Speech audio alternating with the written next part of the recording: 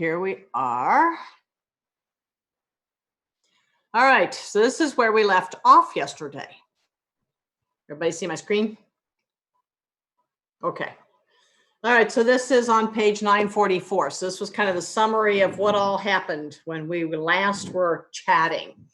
So you have had the glycolysis was the lead in, and remember it stayed in that kind of apricot-y peach color. And how many ATPs did we net? Do you remember? You can cheat and look at it. That would help. 32 must be around. So just from glycolysis, how many ATPs did we? Two, right. It's actually right there. Okay. And how many NADHs with the potential energy that they're going to cash out at the electron transport chain? 2. Right. Okay. So then we have to, when we go through glycolysis, we end up with 2 pyruvic acids. How many carbons do those 2 pyruvic acids have? 2? Nope. 3. Yes, 3 each. Okay, it was 2 or 3, right? Okay. Thank you for playing. All right. Then we've got to hook up with an acetyl, the acetyl groups and CoA. So we lost our 2 carbon dioxides, right? 1 from each. Okay. So then we hooked up with acetyl CoA and we went bouncing around the Krebs cycle. And we lost all the rest of our carbons as carbon dioxide, and we reduced a bunch of things. So we got a bunch of NADHs, 6 of them, and 2 FADs because we went around the cycle how many times? 1 glucose molecule goes through how many times do we get to go around the Krebs cycle with 1 glucose molecule? Is it twice? It is twice. Bingo, Jamie. Okay, so it is twice. And remember, at one point down at the bottom of that circle in the previous picture with the Krebs cycle all in green, we had 2 ATPs, right? 1 for each spin around it. We did substrate level phosphorylation, right? So now we get to the end, right? And we get to the electron transport chains where the NADHs and FADH2s cash out. They drop off their electrons, protons. We pump them across the Christie. We make a battery. We discharge through ATP synthase, and voila, we end up with a bunch of ATPs, right? 4. A bunch of them, more than that. 34, unless you said 34. Yeah, okay. Yeah. Okay. 4, 6, 18, 4. Yep. Okay. Bunch. Yes, okay. So, and what do we require in order to generate that ATP? What molecule do we have to have? Calcium. Nope. Oxygen. Yes, oxygen. What does oxygen do? You're right.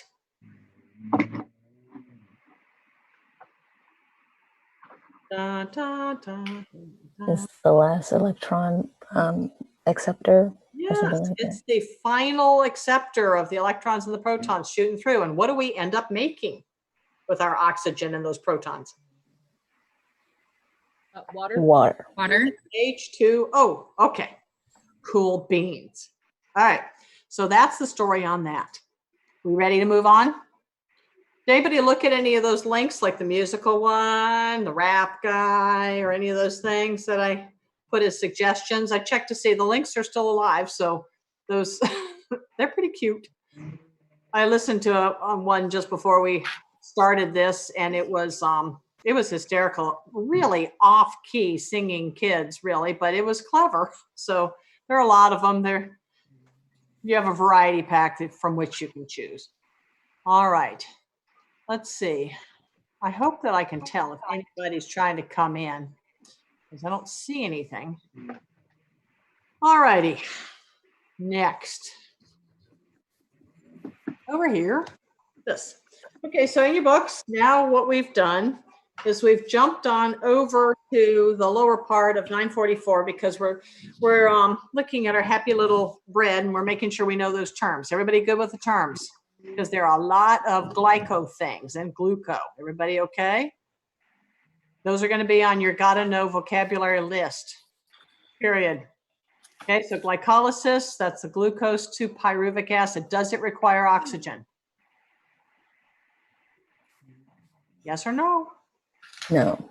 No, it does not. Does it have to happen in the mitochondrion? No. No. Okay. So glycogenesis versus glycogenolysis. What's glycogen? Sugar. Okay, what kind of sugar? You're right, it's sugar, but what about it? That's a big term.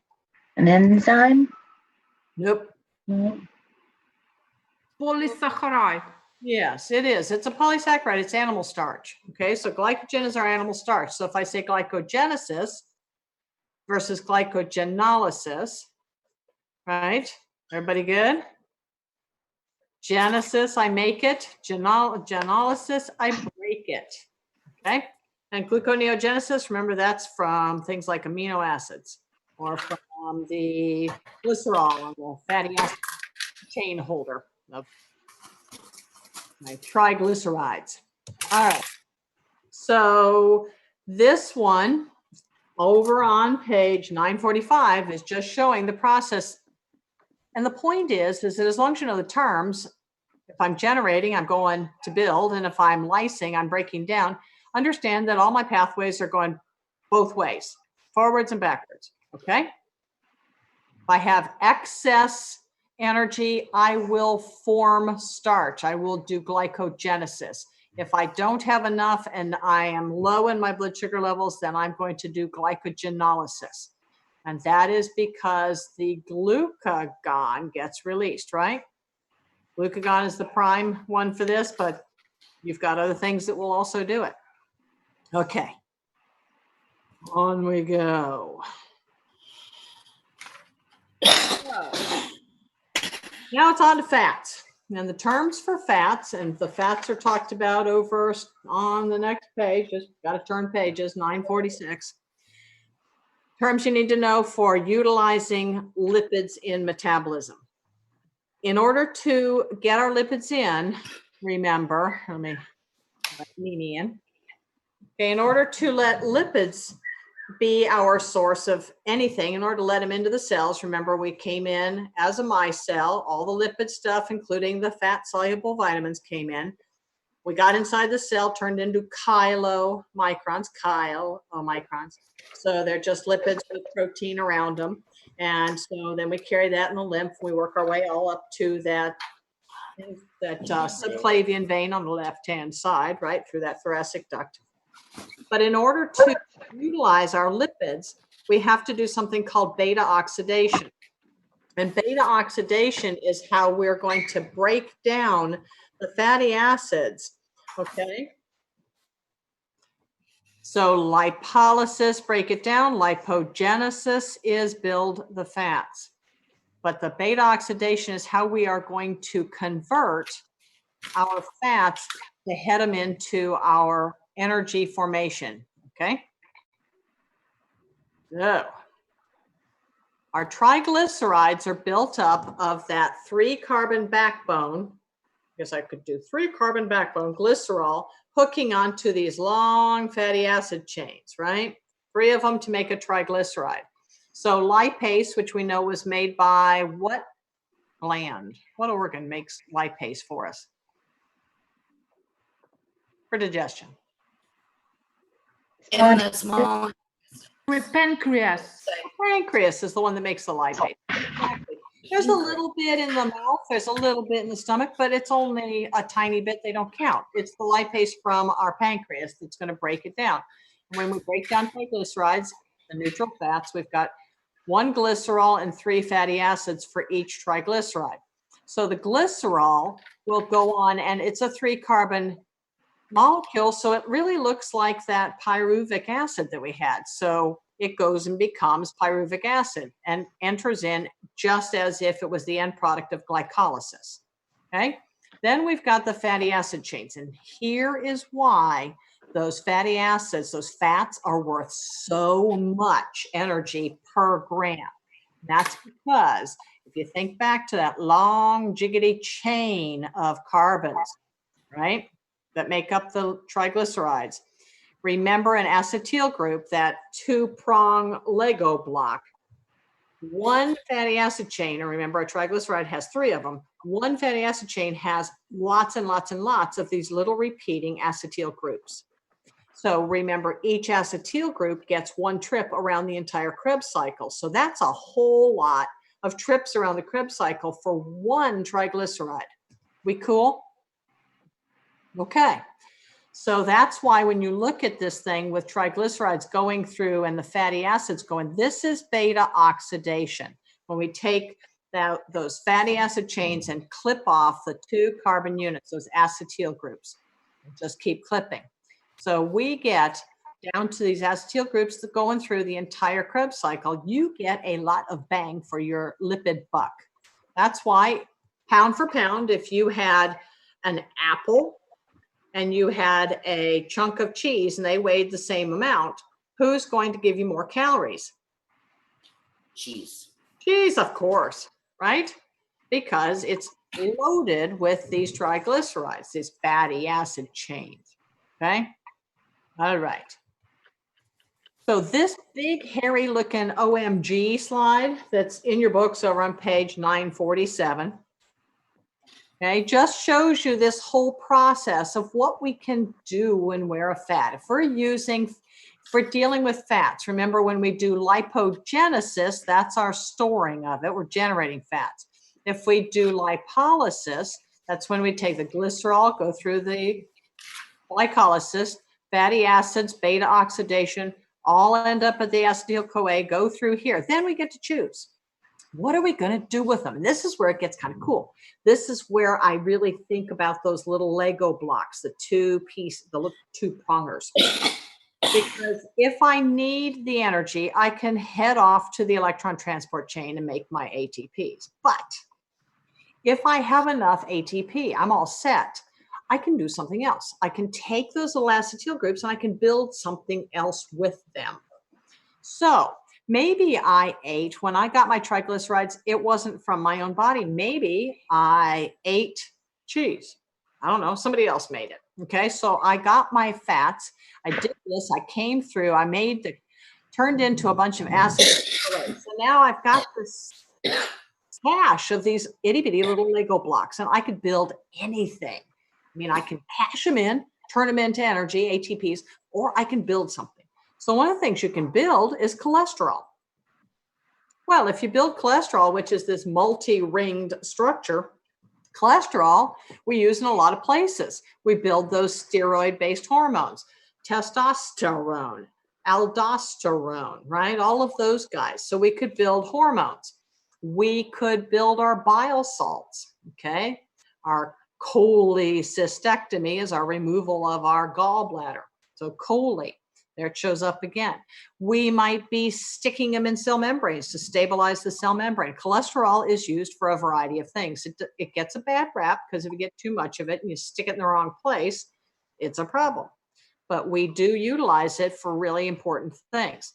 And then we get over here. Another thing that can happen if we use too much in the way of fats, this is that keto diet, for instance, or starvation. You know, you're just not getting the calories you need and you're starting to break down your fats. One of the things that can end up is you build up these ketones. And ketoacidosis, which remember that was in my little homework assignment for you guys when we were diabetic and ketoacidosis. Ketoacidosis is really hard on your body because your pH, and your body does not work well when you put it into the wrong pH range. Your proteins start to denature because hydrogen bonds are very weak bonds, but they're very important bonds for holding our molecules in the right shape. Okay, so if you then need to utilize your ketone bodies, you can go back and you've got your acetyl and then hook it up with a CoA and away we go. Okay, does this make sense to everybody? It's pretty cool, isn't it? I mean, you know, the world of us is built with all these little acetyl groups. Who knew? All right, so now we're going to talk about what happens when we're trying to use our proteins. Let me let Denise in. Okay, so we've used our lipids. We definitely know that we don't want to burn those up as a primary source because we don't want ketoacidosis. We know we do want fats, right? Remember, we have essential fatty acids, the linoleic, linolenic. You can't give up fats. Totally. It's not okay. We really do need them. Okay. We're going to look at, I didn't mention, but we will look at lipoproteins or lipoproteins, depending on whether you're a potato or a potato kind of person. But we're going to look at cholesterol transport shortly. Okay, so proteins. Let's talk about if you eat your proteins. And let's say that you have got to use amino acids now through the Krebs cycle. Okay. This is where your glucagon has been released by those alpha cells in the pancreas. They now go to the liver and say, I need something. We need to raise the blood sugar levels. I understand that you are tapped out of the glycogen, and I think the fat stores are running low too. So can we do anything with some amino acids? You know, you were eating meat, and meat and beans. What's up with that? Anyway, so we have now turned to our amino acids. In order to use an amino acid for energy, we got to get rid of the amine group. Okay. If you go back in your books to that chapter 2, where you have the drawings of the different molecules. So for page, one moment, please. Page. Get to our proteins. Page 48 in your books.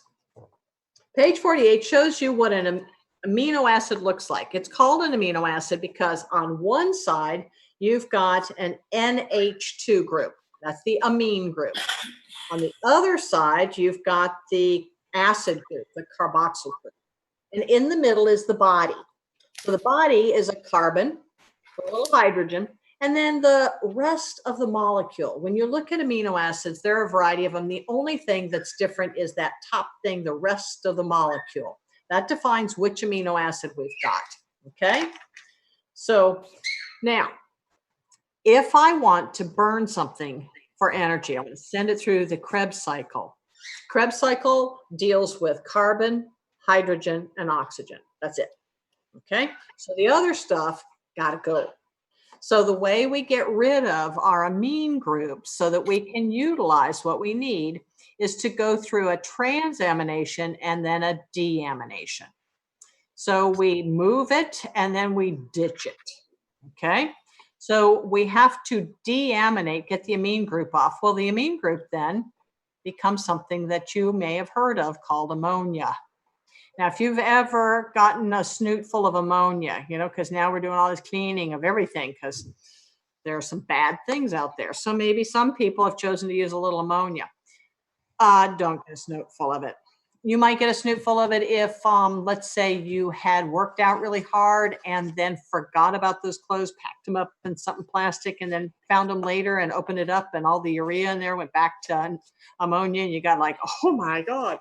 In the old days when we used cloth diapers on babies, you'd open up the diaper pail and go, whoa, it turned back into ammonia. Ammonia is toxic. It smells really, it's one of those things, smelling salts that'll wake somebody up. If you have ammonia buildup in your body, as somebody with liver failure will do, it will poison you. It can kill you. You'll lose your mind. You'll smell like ammonia. It's a very bad thing. So the liver, again, all hail the liver. The liver's job is to take the ammonia off.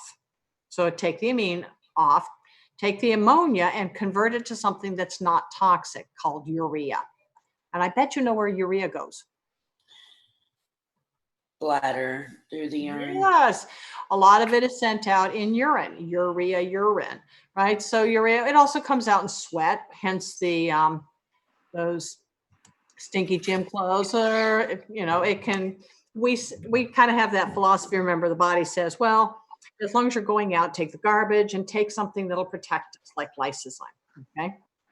All right. So anyway, so to use amino acids, we have to transaminate, then deaminate. The deamination, I get ammonia. Ammonia must be turned into urea. Urea then is safe to travel about the body and get excreted, mostly through the urine.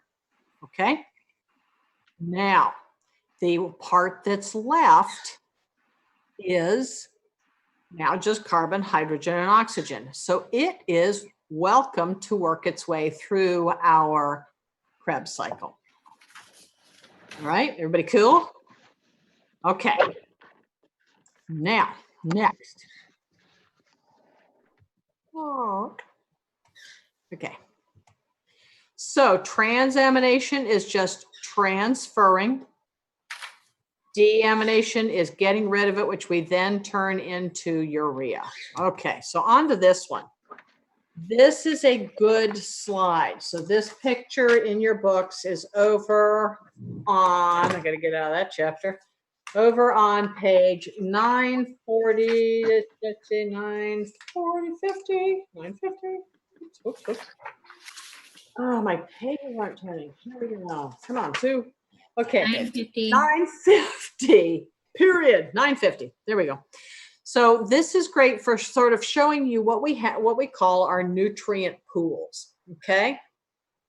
So if you think about carbs in the very center, if you want a source of energy, the first place your body looks is for glucose. So it obviously goes looking for glycogen, which is our glucose stored. It's that cash in the pocket kind of stuff. Okay. So it goes through the whole process of glycolysis, becomes pyruvic acid, which ditches its carbon dioxide, becomes acetyl-CoA, zips the citric acid cycle and goes through the electron transport chain. But remember, it's this key thing right here, this little acetyl group, my little two-prong Lego block. It can do anything. Okay, so all these things, if I say, well, you know what?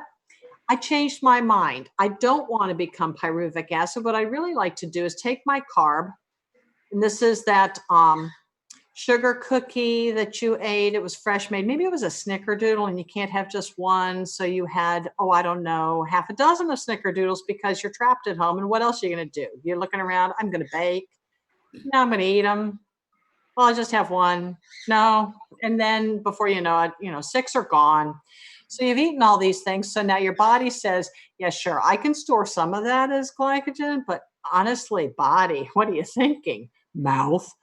So instead we take it and we say, you know what, let's go turn it into glycerol and fatty acid chains. We can take those little teeny Lego blocks and turn them back into a long chain fatty acid. And we've got triglyceride, and you have just taken those snickerdoodle cookies and smeared them on your abdomen.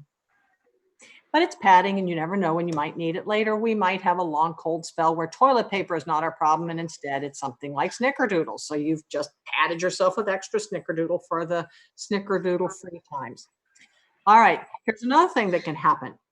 We can take the acetyl-CoA, and instead of going up and helping to build fats, we can end up going and building some ketone bodies. And there we go. We've ended up with our ketoacidosis.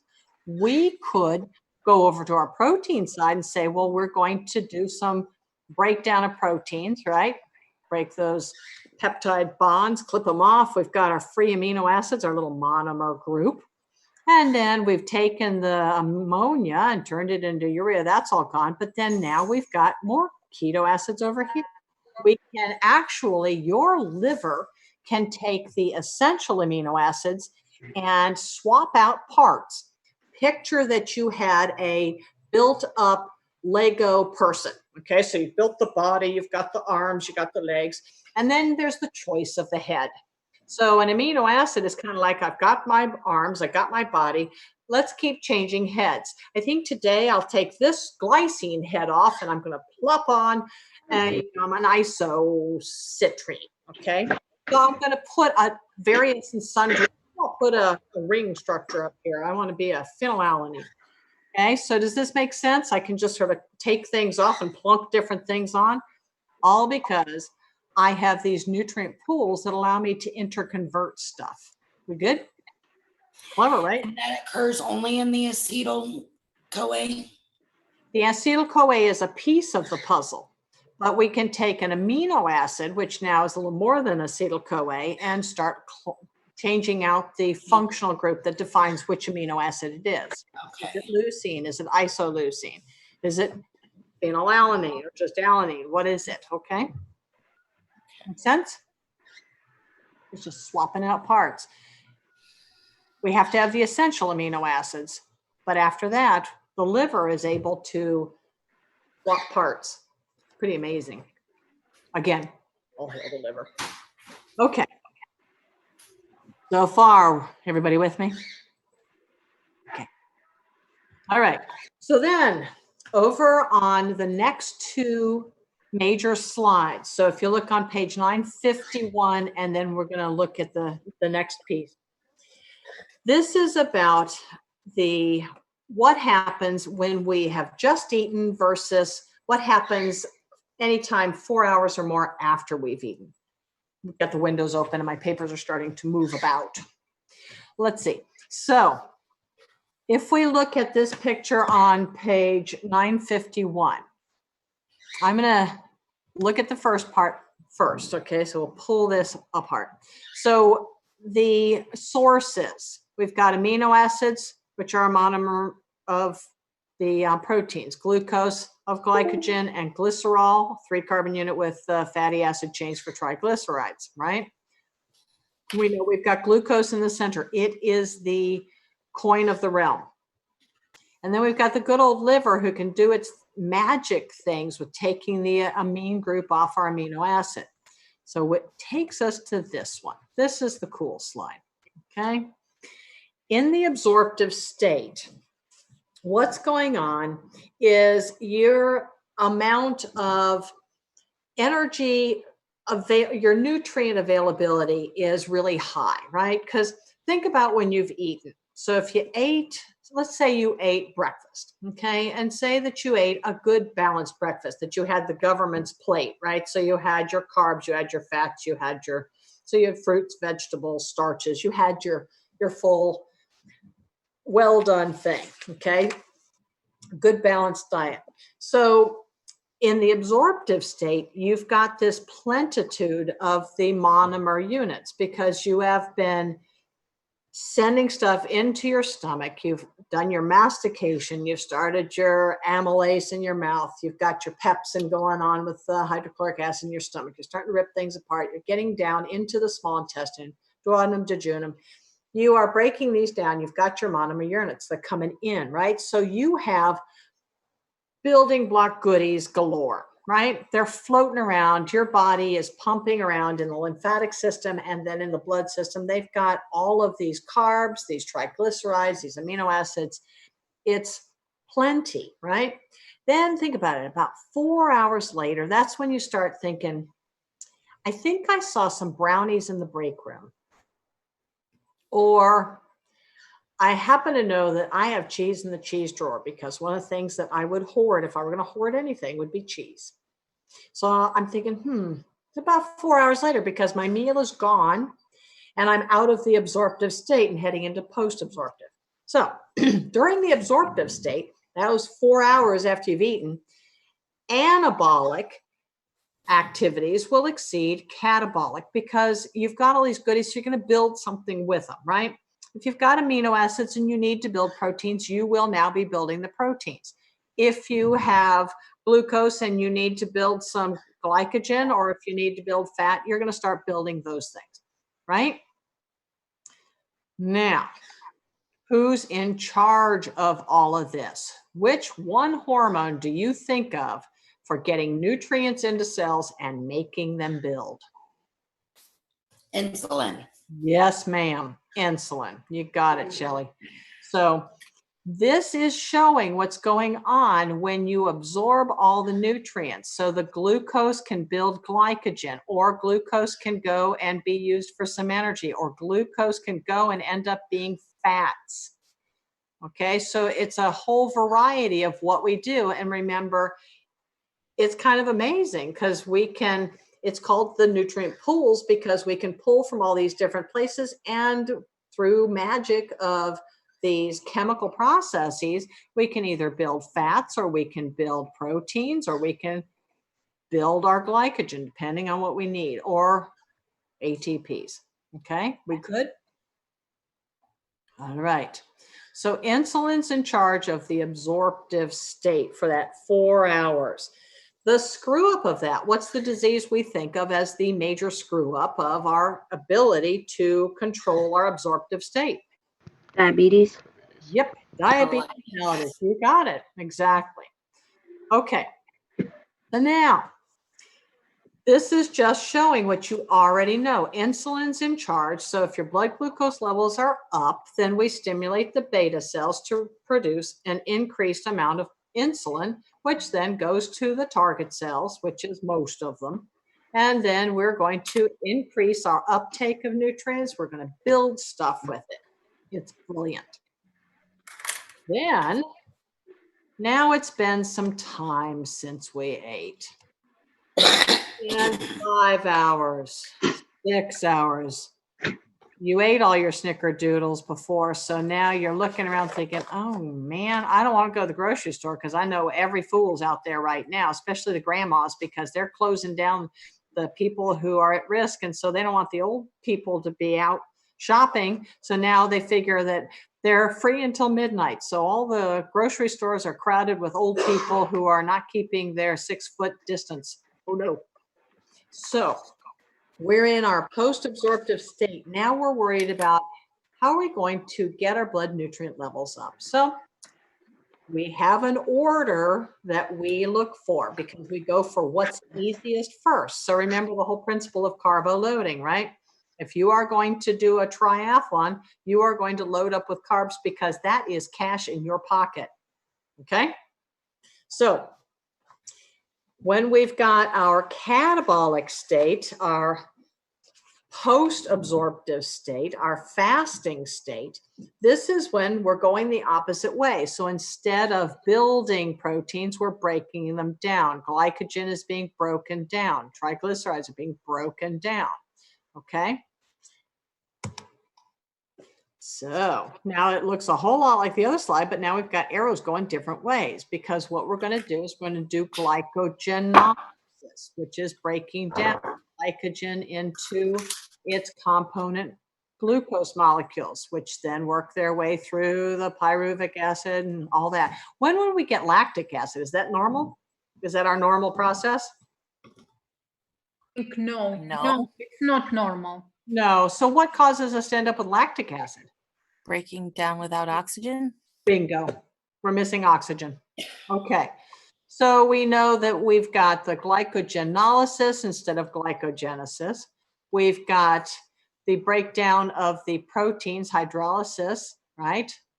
Peptide bonds are being broken. So, and we've got our lipolysis, right? Then if we take the proteins, amino acids to use for energy, that is the gluconeogenesis.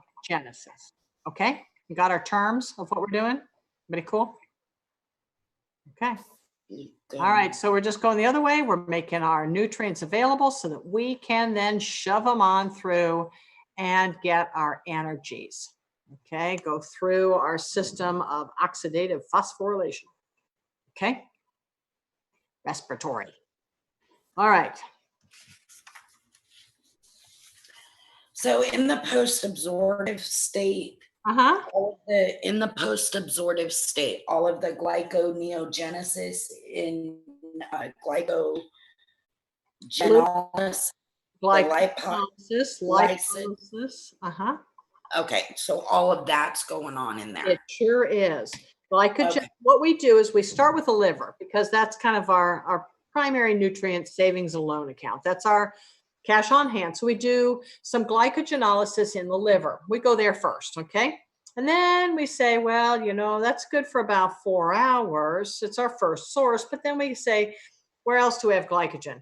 God, I hope we carbo loaded. Your fat and your muscles. Well, first, we're going to go look to the muscles for glycogen stores in the muscles next. That's our next choice. So then we go say, okay, we've run out of carbs. Let's go looking for fat. So then we do lipolysis, okay? So we look in the liver, we look in the adipose tissue. So that's where we go. That's our third choice. Then Okay. we work our way to cellular protein. Now, here's the bear about using our proteins is that you can't say, you know what, I could afford to give up some of my, I don't know, gluteal muscle. You know, it'd be all right if you could just take it from there. Instead, your body says, I'm looking for muscle. And one of the things that's scary in starvation or in anorexia nervosa, y'all heard about anorexia nervosa? That Yeah. purposeful starving it's a psychological disorder.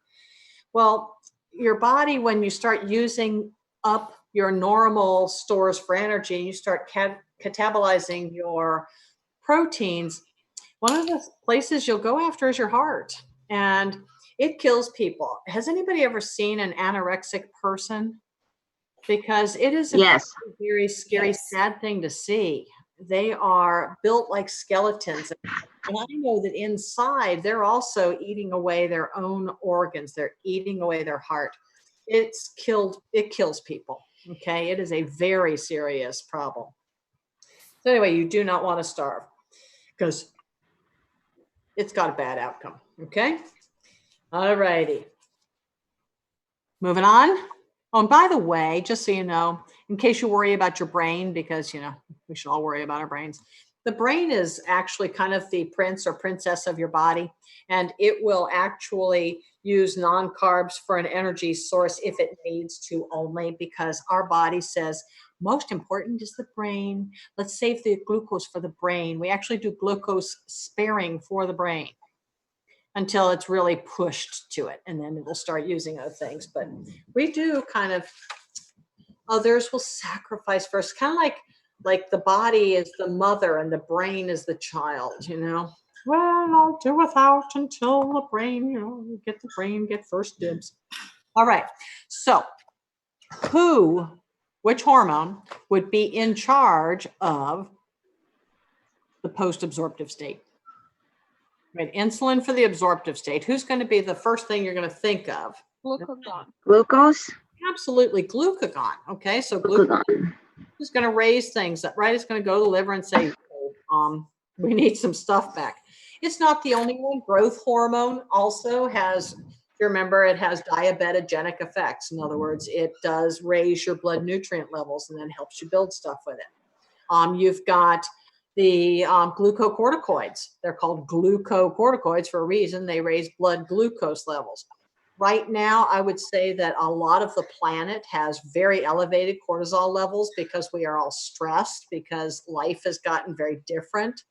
It's pretty hard to stay at home when your normal life is not staying at home. There are people who are worried about they don't have jobs right now. It's a very stressful time.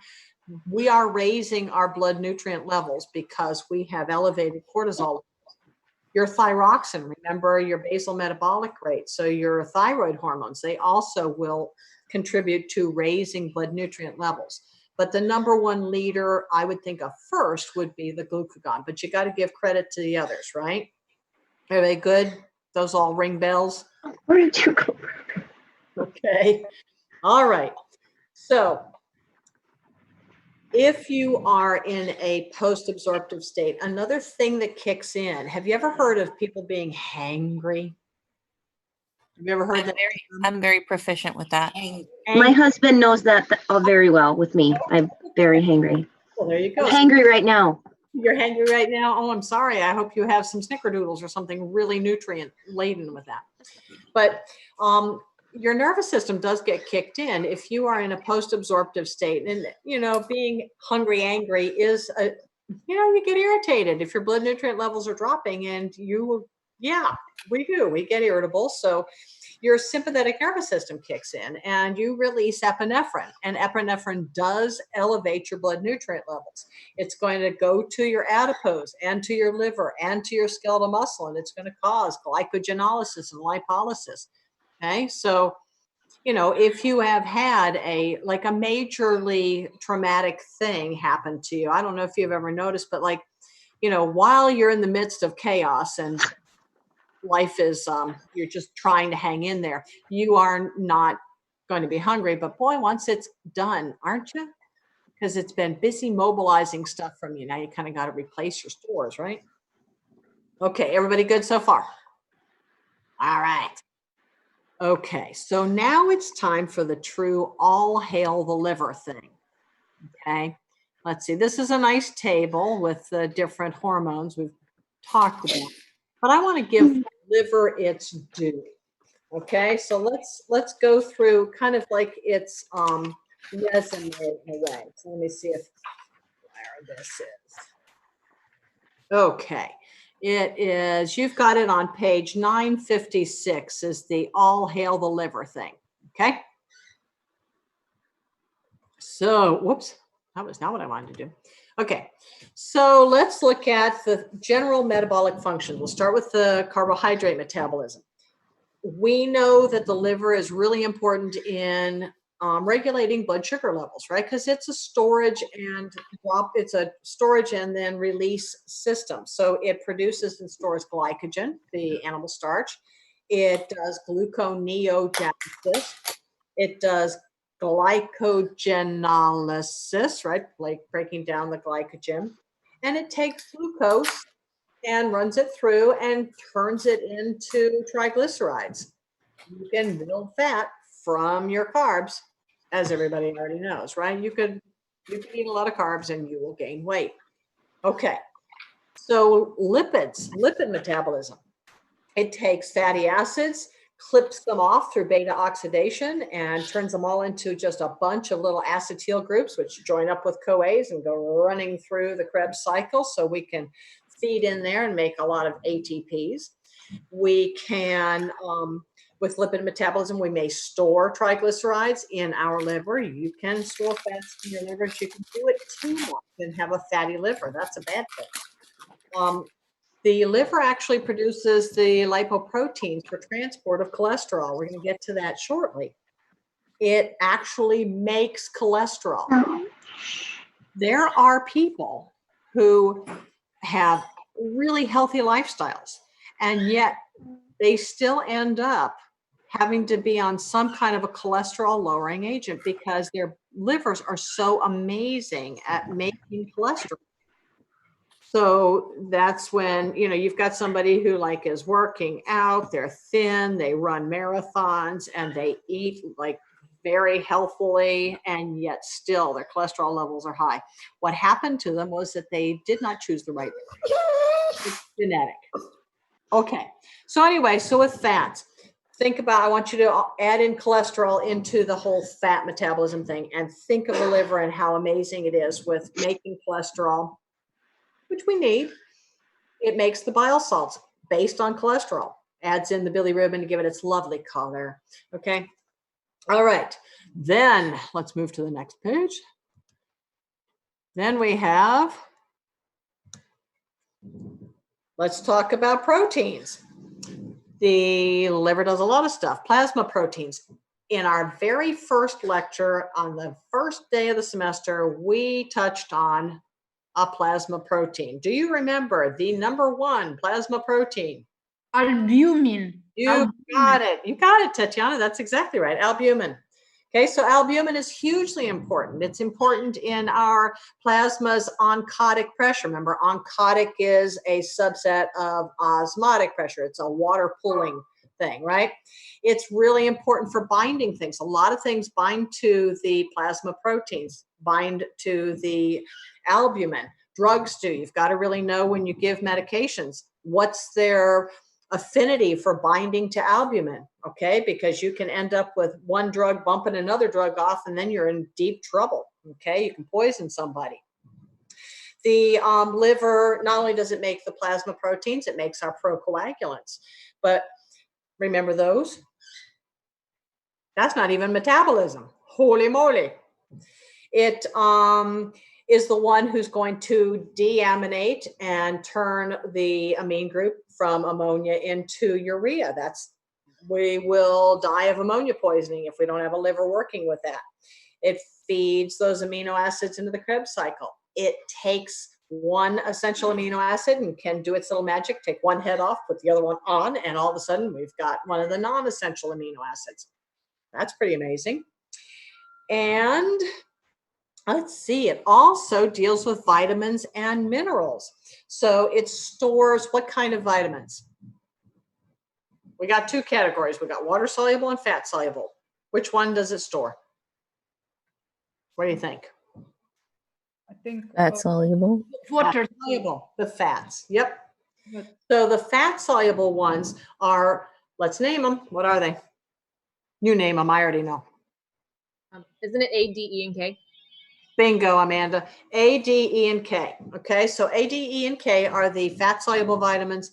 You need to know about those because those are the ones that if you get too much, you can build them up in the liver and end up with hypervitaminosis. And there's some nasty things that go with that. It also stores iron, right? Iron deficiency anemia. They may say, well, eat some liver. Gag. But it stores iron because it is extremely loaded with blood, right? It has lots of iron in it. It detoxifies. This is, you need your liver in order to handle any kind of medication or drug. And that would include alcohol as a drug. And some people say, well, I take alcohol for medicinal purposes. But it's your liver that will detoxify stuff. It's very important in that. It catabolizes hormones. When you release a hormone, you don't release much and it's highly potent, but you don't want it just banging around forever because let's face it, what if, let's say it was epinephrine. You just had a big scare and you had an epinephrine surge and now all of a sudden it never goes away. And now you're just pinging off the ceiling all the time. Your heart is racing and your eyes are buggy and your pupils are dilated and that would be terrible. So thank you to your liver for doing that. And it takes the bilirubin from the breakdown of red blood cells and turns it into a component of bile. Okay. And without bile, can we break down fats? Not really. Okay. All right. Is everybody feeling a bit of all hail the liver with me? I hope. Okay. All right. So now it's time to talk cholesterol. Ready? So cholesterol gets a bad rap. And if you look over in your books on page 957, it kind of talks about cholesterol over there. Let's see. And I don't have that picture in here. However, I guess I could do this picture just because that's lovely. So we'll have that up there for a little bit while we talk about cholesterol, okay? In your books, though, it does show you on page 957 the composition and function of the lipoproteins, okay? So I want to talk about those. So cholesterol, let's talk about its resume. It's, I would say probably close to 85% of cholesterol that is in your body is made from your acetyl-CoAs. So we actually did it ourselves. And you can absolutely say, all hail the liver, good job. I can't believe what you can do with those little acetyl Lego blocks. It's important in membrane stabilization. We have to have it in our membranes. Bile salts, we've met it there. You've met it in steroid hormones because I've beaten that one to death, right? The sterones and all that. And vitamin D, these are cholesterol based, so you need cholesterol. Now, in order to transport this, the liver makes these different lipoproteins. And there are a lot of different subsets, so I'm just going to address three major ones, okay? And you need to know these and what they do, okay? So here we go. When you talk about a lipoprotein, what you're saying is you've got a protein plus cholesterol and triglycerides, phospholipids, okay? So it's got protein with it. So the more of the lipid component there is to one of these, the lower the density. And that makes sense, right? Fat floats, protein would sink, okay? Fat has the lower density. So high density lipoproteins. Have you heard about HDLs, LDLs? Is this something you've heard? They put those on when they do a lipid panel on somebody. And the older you get, the more you say, oh my God, I wonder how my cholesterol's doing. How's yours, Murgatroyd? Mine's a little up. Oh no, mine was 205. That's not so bad. It's so close to 200, but you know, it's a little up. I wonder whether I need to worry. So we look at HDLs and LDLs especially. HDLs are high density lipoproteins. And what these are the ones who the liver produces the proteins and sends them out into the blood. And then these carriers will go to the peripheral tissues, like the arteries, and will bring them back to the liver. So they go and gather cholesterol and phospholipids, they bring them back. And so they go from peripheral to the liver to form bile. This is good. You want the high density lipoproteins to be high. You want your highs high. HDLs, highs should be high. Low densities, the LDLs. The low density lipoproteins, what these guys do is they carry cholesterol to the peripheral tissues and deposit them there. These are the ones that are going to load up your arteries and clog things up. So remember when we talked about like the coronary arteries and how they could clog off, and we talked about like the widowmaker, remember the left anterior descending, right? Okay, so cholesterol can be a real bad thing when it's deposited peripherally, and that's why LDLs, we want these to be low. You want your highs high and your lows low. And there are things that we do as a species that are just plain stupid, and they will raise your LDLs. For instance, what do you think? My favorite thing to cast the aspersions at, smoking. Okay, so smoking will increase your LDLs, but things like exercise will drop them. So basically, it's kind of like, don't be sitting on your butt like this. Get off your butt and move around.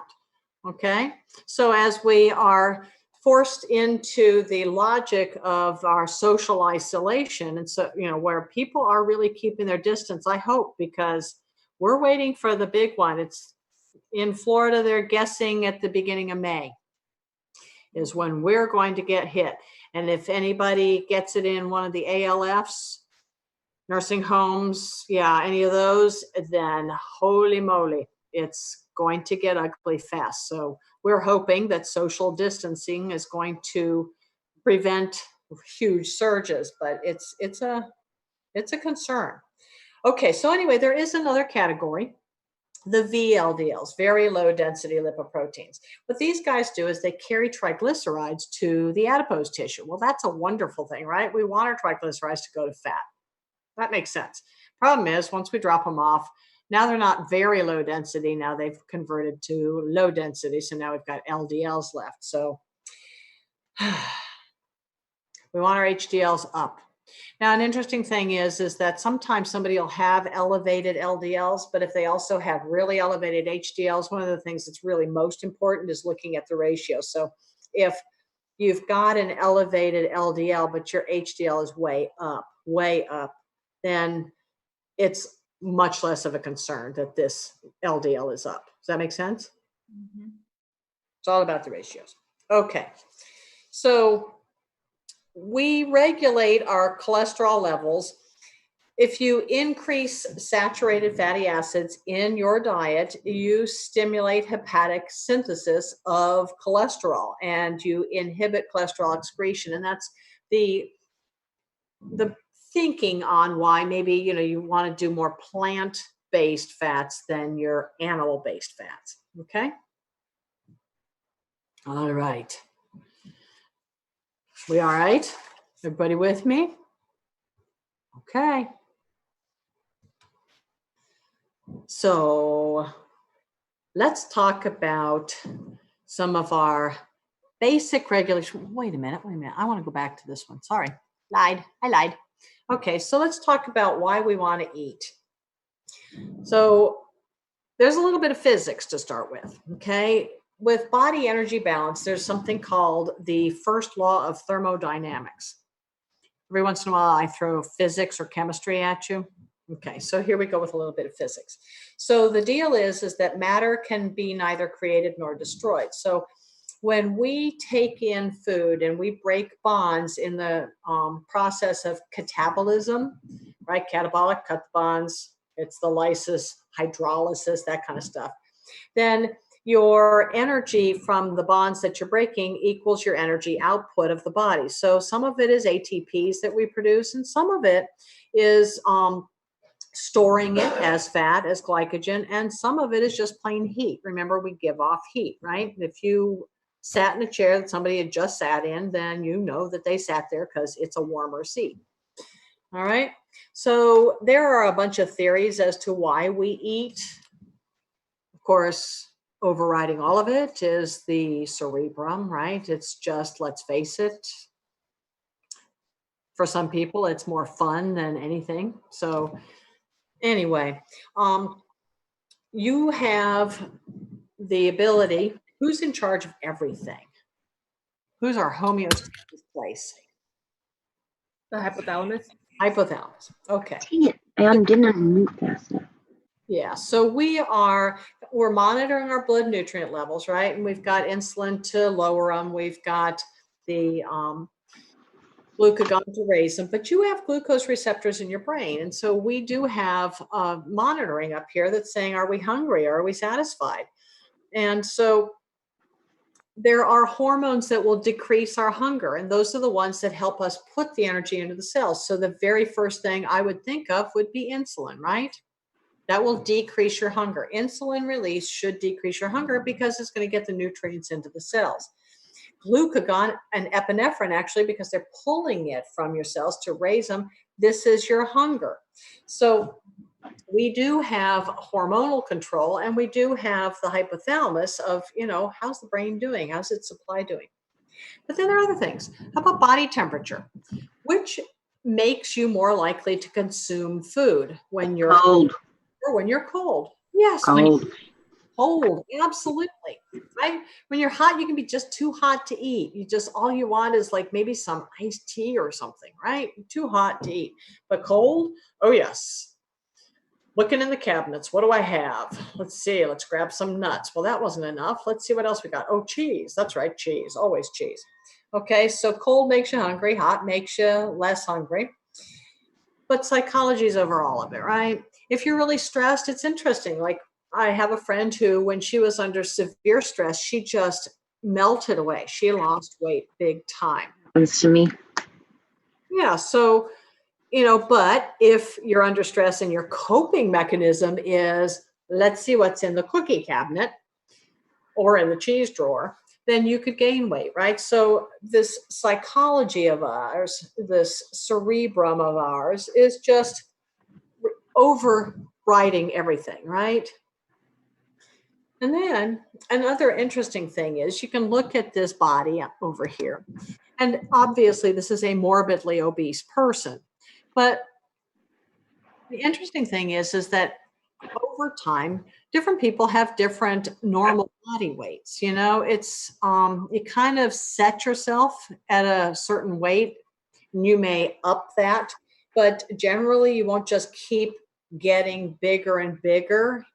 We tend to kind of seem to find a place and kind of stay there, and then we may age or something may change physiologically, slow down, and then you kind of put on a little more padding. As long as it's not a pathology, we tend to kind of get a set point and we kind of stay there. So people who are fighting their basic biology because, look at the parent. What did you choose?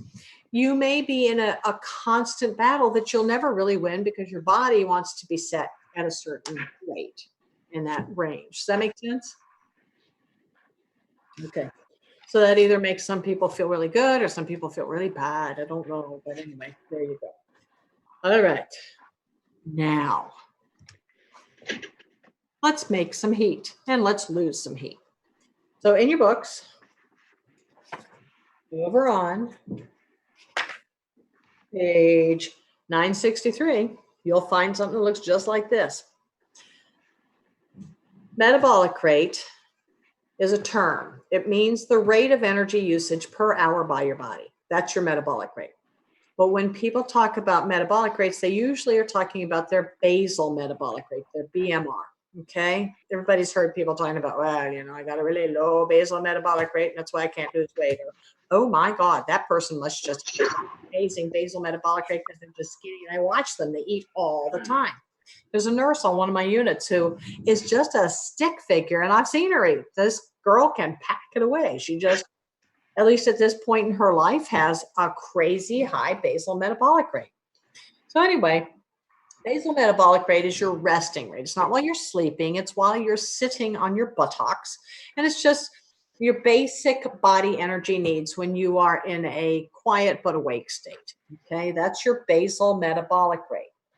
So we express that actually in kilocalories. Remember, that's how much energy it takes to raise 1 kilogram of water, 1 degree Celsius. So kilocalorie per meter squared per hour. So meter squared. The biggest thing that's going to determine your basal metabolic rate is your body's surface area. This is a hugely important point, especially in the world of pharmacology and giving drugs. We determine dosing based on a person's surface area, their basal metabolic rate, which is tied into their surface area. That's why we always need extremely accurate weights on patients. Okay? Height and weight. We need to know those things because that's how we figure out your surface area. Okay, so anyway, there are ways that people can measure these metabolic rates. It's kind of interesting, not stuff that anybody's going to necessarily ask you about, but it's kind of cool, so I got to tell you anyway. So you can do a direct measurement. What they did is they took a person and they put this whole body into a bath. They submerged them. Now they gave them, they let them breathe, right? They weren't going to drown them, but they put them down into water, circulating in the chamber, and they measured the increase in the body, in the water temperature rather, because that was then exactly equal to the heat production by the body. Well, that makes sense, right? You heated the water up with your body. The other way is to do it indirectly, and that is where they actually have people, they were getting people all hooked up where they were, every bit that they inhaled and exhaled, they were measuring the oxygen uptake. So it looked like this great big mask with like a big old tube coming off it, and they were doing a respirometer as an indirect method of measurement by measuring oxygen consumption and saying, well, heat production is directly proportional to the oxygen production. I'm not going to ask you about it, but I just think it's kind of cool because I visualize these people being down underwater. It's like, okay, who's willing to almost drown for us to figure out about what the basal metabolic rate is? Okay, so factors influencing our basal metabolic rate. Number one, surface area. Okay, that's that accurate height and weight thing. So here's the bad news for the short people. Tall, thin people have greater surface area. Therefore, they have a naturally higher basal metabolic rate. That's why this particular close to 6 foot body, I'm at an advantage. Even though I'm female and therefore want to put on body fat because that's part of the female thing. Nonetheless, I'm really tall, and that really helps out for my basal metabolic rate because I've got a whole lot of surface area. Okay, a shorter, rounder person, sorry, chose the wrong parents. You needed taller parents to get a higher basal metabolic rate, so you got a bigger surface area. Okay, so surface area is the number one thing for determining or influencing your basal metabolic rate. Other things do matter, of course. How about young? Look around. Okay, so we finally got some cool weather again, right? So it dropped down into the 50s. Who was running around in shorts and a t-shirt? The 9-year-old or the 90-year-old? 9-year-old. Of course. Do you remember being young and looking at your grandparents and thinking, oh my God, they're wearing sweaters. I'm running around in my little tank top and my shorty shorts. What's wrong with these people? Now I are one. Okay, so the younger you are, the higher your basal metabolic rate. Gender, who do you think has a higher basal metabolic rate, males or females? Males. Yes, men. It's why ladies don't get into a weight loss contest with a guy. They have an unfair advantage. Seriously, you can starve yourself. These guys can just melt it off. It's annoying as hell from a female perspective. Sorry about that, guys. You know, the saying. Okay. Hormones. Do you remember hyper and hypothyroidism? Which one ended up as the round and sluggish person? Yeah, hypo. Hypothyroidism. Yep, the hypothyroid.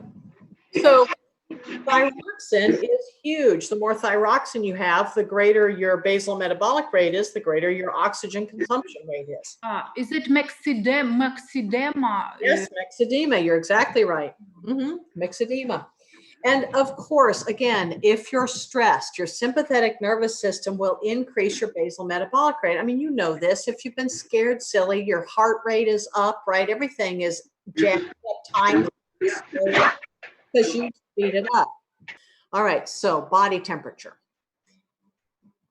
All your body temperature is it's the difference between heat production and heat loss, right? I mean, that's true of anything, right? You start out with hot tea in a cup. It's hot to start with, and then as you lose the heat, then that's going to make it cooler. So your temperature is based on difference between heat production, heat loss. So in a healthy person, your normal temperature range is like 96 to 100. That's in Fahrenheit. It's 35.6 or so to 37.8 if it's Celsius. Depends on which one you want to use. The more metabolically active a tissue is, obviously, the more heat it produces. If you're really cold, what do? Shiver. Shiver. Absolutely. If you were on a cold day and you knew you were going to be running, you're not going to wear an entire sweatsuit just because it's hot, it's cold out. Or if you do, you're going to have it so that you can keep shedding it, because the longer you run, the more your muscles are working, the hotter you get, because this is a highly metabolically active tissue when you're using your muscles. So we have different types of temperatures that we can pay attention to. There's core temperature versus shell temperature. Shell temperature is your skin. So, if somebody, like if you do the mama fever check, and you put the back of your hand against the kid's forehead or your own. I'm just going to mama myself because my mama's up in North Carolina. I feel all right. Okay. So your shell temperature, your skin, it's your lowest temperature. Your core temperature is inside. Now, in the world of healthcare, there's only one way that we can get close to the core temperature. Do you know how we do that? Rectal. Rectal. Stick it up the butt. So, and when you see the dual probes, and one is red and one is blue, red is for Rectal. Yes, don't let them put a red one in your mouth, please. No. Blue one goes in the mouth, okay? All right, just saying. Okay, so anyway, the core temperature is your highest temperature. So if you want a more accurate one, you would take a rectal temperature. It's going to be a little higher than what you would get in the mouth. I will say, though, in the world of healthcare, that whatever it is that you use to take the temperature, if you do an axillary, which is kind of in between the core and the shell, then you have to note where you took it. Because let's say that I took one that was axillary, and then the next person came along and took one rectally, and now all of a sudden it looks like my patient has jumped way up and they've spiked a fever, right? When really, no, you just didn't know where you got that temperature. So just food for future medical thoughts. Okay, so how do we lose heat? This is this silver canister thing. Looks like old-fashioned milk carrying jug things. Okay, so radiation. Radiation is it's the way about half of your body's heat goes. You just radiate it. You know those infrared goggles that they have in like military operations, where they put on their goggles and they see everybody glowing red at night? Infrared, because the radiation that's coming off your body, those infrared rays, leave the body, the warm body, and they radiate out. So that's one way we lose heat. Conduction. Conduction means two things touch. That's that thing where the guy who sat in the seat before you, when you sit on it, they did because the seat is warmer, right? It's where if you live in a really cold place and you have a family member that you can get to sit on the toilet seat first and warm it up for you, that's a good thing because you've got conduction, right? Hey, you laugh. I grew up in a cold north place.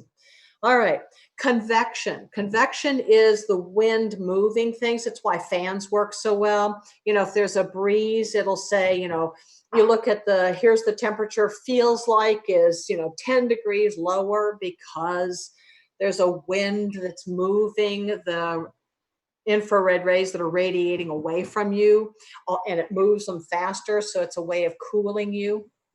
Okay. And then evaporation. Evaporation is why we sweat. Water in chapter 2, the chemistry one, talks about how amazing water is because it has a really high heat of vaporization. In other words, it takes a lot of energy with it when your sweat turns to steam. So your evaporation is an incredibly important way to cool. You need to be able to sweat. People who can sweat do better in a hot environment than those who really don't. Okay? And so sweating is one of our insensible water losses. It's just we're constantly evaporating. We evaporate from our skin when we sweat, but you evaporate every time you exhale, right? That's why, I could take the glasses off and go, and then they're fogged up and I can clean them off with my shirt. All right. And who's in charge? What part of your body is in charge of deciding what temperature we need to be? Who's in charge of thermoregulation? Thalamus. Hypothalamus. Hypothalamus, exactly. You have thermoregulatory centers in your hypothalamus. You have a heat loss center, a heat promoting center. So we have peripheral thermoreceptors saying, hey, the body's skin is this. So let's do some goosebumps. Let's make the hair stand on end. Let's shiver, right? Let's vasoconstrict, shunt the blood away from the periphery. You have central thermoreceptors that are saying, what's the body temperature inside? Do we need to release some thyroid hormone? Do we need thyroxine to crank up our basal metabolic rate? All those things are being paid attention to. The data are coming back to the hypothalamus. Okay, that's in charge. It's our thermostat. So when you are hot, what color do we turn? Red. Red. Because Your Blood vessels.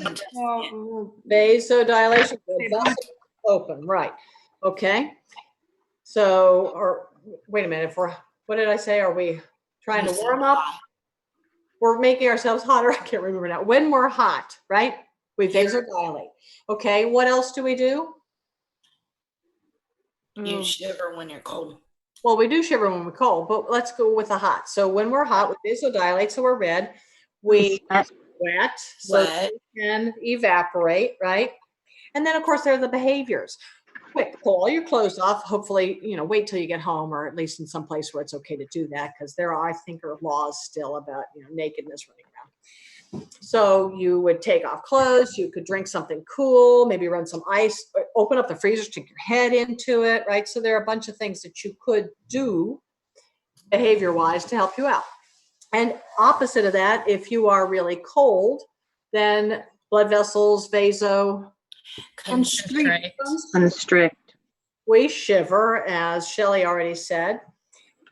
And we can put on more clothes, right? We can drink a hot beverage. There are behaviors we can do. The other thing is that when we are cold, we will release thyroxine because we will try and do something to raise our basal metabolic rate, because our central thermoreceptors rather say, it's too cold in here. It's too cold. Okay. We good? All right. All right. So let's talk about fever since we're hot. So fever is a controlled hyperthermia. So with fever, what happens is you've got your hypothalamus is sitting, right? But what we do is if we are not okay, we've got injured cells, white blood cells, they release pyrogens. Remember these? Yeah. Fire generators.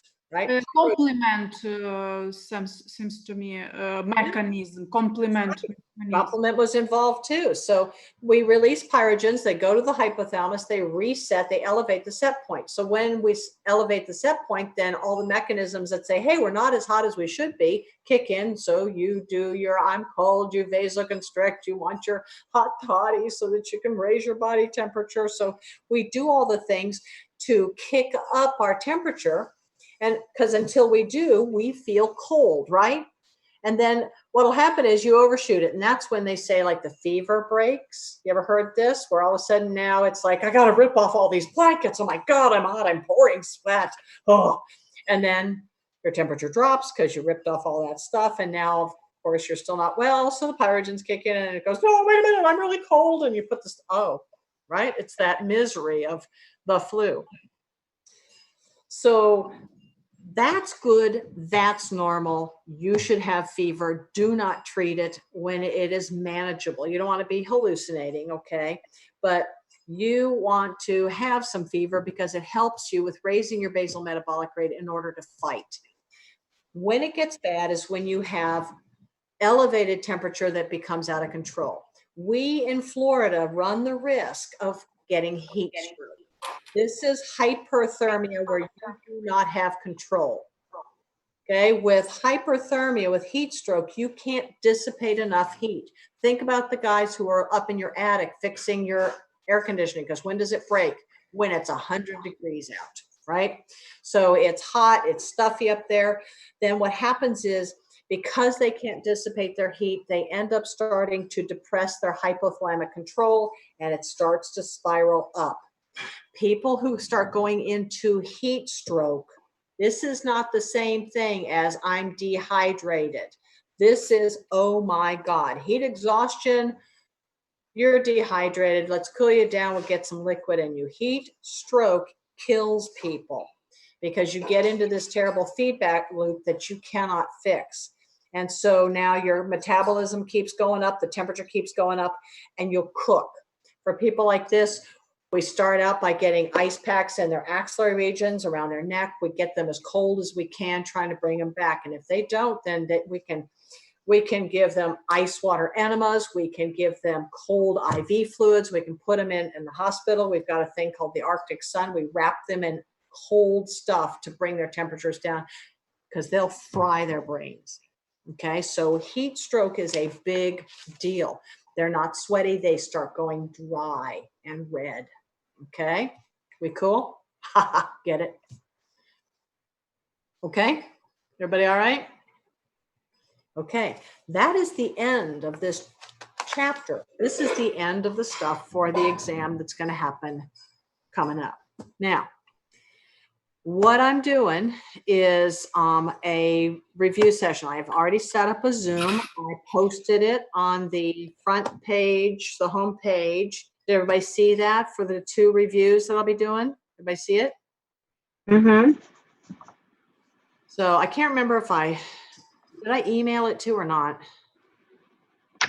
Don't think I did. I think I'll need to get it to the lab folks too, in case they care. I don't think, Tatiana, did you see anything about reviews? You're still muted, hon. You got to unmute. I'm not that good at lip reading. But this is a review for lecture exam. Lecture exam. So I'm not involved. Well, I know, but I generally have been posting with my Zoom things and all for anybody to come in. So I don't think I sent it off to the lab. So I'll share that with you that way. Okay. I have an exam, upcoming exam this Saturday. And okay. Well then, already prepared. Okay, you're done. Then don't worry about it. I'm thankful that Sure. you gave me this opportunity to review and repeat. Oh, absolutely. But anyway, so we had decided on 3 o'clock on Sunday, right? Yeah. Everybody got that?